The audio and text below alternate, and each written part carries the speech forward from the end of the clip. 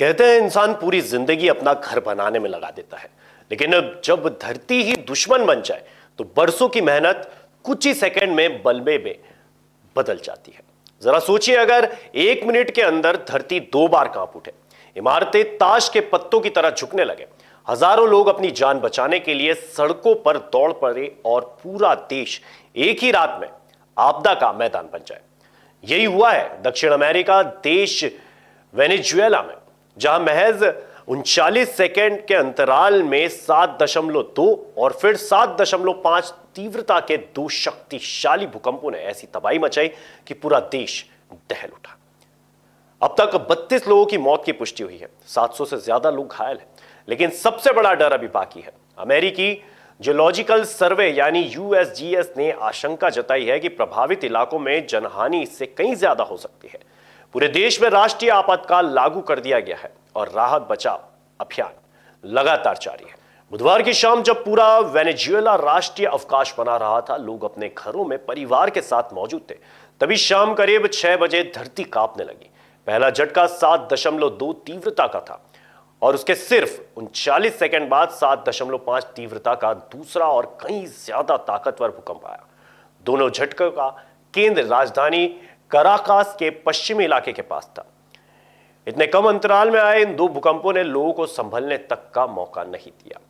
भूकंप के बाद राजधानी कराकास समेत कई शहरों में अफरा तफरी मच गई।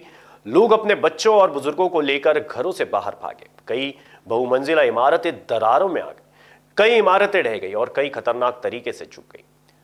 कराकास अंतर्राष्ट्रीय एयरपोर्ट की छत का हिस्सा भी गिर गया, जिसके बाद एयरपोर्ट बंद करना पड़ा। बिजली, मेट्रो, रेल सेवाएं भी कई इलाकों में रोक दी गई। सरकारी आंकड़ों के मुताबिक अब तक 32 लोगों की मौत हुई है, 700 से ज्यादा लोग घायल हैं। लेकिन राहत एजेंसियों का कहना है कि कई लोग अब भी मलबे में फंसे हो सकते हैं। यूएसजीएस के पारंपरिक मॉडल के मुताबिक बड़े पैमाने पर जनहानि की आशंका है। लगातार आफ्टर शॉक आने से राहत कार्य भी प्रभावित हो रहे हैं और हजारों लोग रात भर खुले आसमान के नीचे रहने को मजबूर हैं। कार्यवाहक राष्ट्रपति डेल्सी रोड्रिगेज ने पूरे देश में राष्ट्रीय आपातकाल घोषित कर दिया है। सेना, नेशनल गार्ड और आपदा राहत एजेंसियों को प्रभावित इलाकों में तैनात किया गया है। डॉक्टर और मेडिकल स्टाफ को तुरंत अस्पताल पहुंचने के निर्देश दिए गए हैं। सबसे ज्यादा नुकसान ला ग्वायरा, अरागुआ, कराबोवो, फाल्कन और राजधानी काराकास में हुआ है। इस भीषण आपदा के बाद दुनिया के कई देशों ने वेनेजुएला की मदद का हाथ बढ़ाया है। अमेरिकी राष्ट्रपति डोनाल्ड ट्रंप ने राहत और बचाव सहायता भेजने का ऐलान किया है। अमेरिकी विदेश मंत्री मार्को रूबियो ने खोज एवं बचाव दल और चिकित्सा सहायता भेजने की पुष्टि की है। वहीं प्रधानमंत्री नरेंद्र मोदी ने भी शोक व्यक्त करते हुए कहा है कि भारत इस मुश्किल घड़ी में वेनेजुएला के साथ खड़ा है और हर संभव सहायता देने को तैयार है। विशेषज्ञों के मुताबिक बुधवार को आए ये दोनों भूकंप वेनेजुएला में पिछले 1 सदी के सबसे शक्तिशाली भूकंपों में गिने जा रहे हैं। न्यूयॉर्क डेली न्यूज के रिपोर्ट के अनुसार इस तीव्रता का भूकंप देश ने दशकों बाद देखा है। वैज्ञानिकों का मानना है कि कैरेबियन और साउथ अमेरिकन टेक्टोनिकल प्लूटो के बीच अचानक हुई तेज हलचल ने इस दोहरे भूकंप को जन्म दिया। भूकंप के बाद प्योर्टो रिको और अमेरिकी वर्जिनी आइलैंड्स के लिए सुनामी एडवाइजरी भी जारी की गई थी। हालांकि बाद में समुद्र में बड़े खतरे की आशंका खत्म होने पर चेतावनी वापस ले ली गई, लेकिन आफ्टर शॉक का खतरा अब भी बना हुआ है और लोगों से सतर्क रहने की अपील की गई है।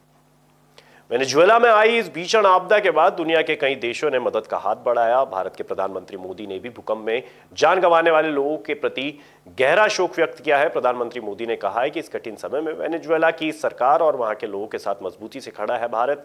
उन्होंने घायलों के जल्द स्वस्थ होने की कामना करते हुए हर संभव सहायता उपलब्ध कराने का भरोसा दिया। राहत और बचाव टीमें लगातार मलबे में फंसे लोगों की तलाश कर रही है। प्रशासनिक एजेंसियां प्रभावित इलाकों का सर्वे कर रही है, लेकिन अभी तक यह साफ नहीं हो पाया है कि इस आपदा से कितनी संपत्ति को नुकसान पहुंचा है और कितने लोग प्रभावित हुए हैं। अधिकारियों का कहना है कि जैसे जैसे राहत अभियान आगे बढ़ेगा, नुकसान की वास्तविक तस्वीर भी सामने आएगी। ऐसे में मृतकों और घायलों की संख्या बढ़ने की आशंका से इनकार नहीं किया जा सकता। कुछ सेकंड, 2 शक्तिशाली झटके और लाखों लोगों की जिंदगी हमेशा के लिए बदल गई। वेनेजुएला में मलबा हटाने का काम लगातार जारी है। हर गुजरते घंटे के साथ राहत कर्मी किसी नई उम्मीद की तलाश में जुटे हैं, लेकिन साथ ही यह डर भी बना हुआ है कि मलबे के नीचे अब भी कई लोग फंसे हो सकते हैं। दुनिया की निगाहें अब वेनेजुएला पर टिकी है, जहां समय के खिलाफ राहत और बचाव की सबसे बड़ी जंग जारी है।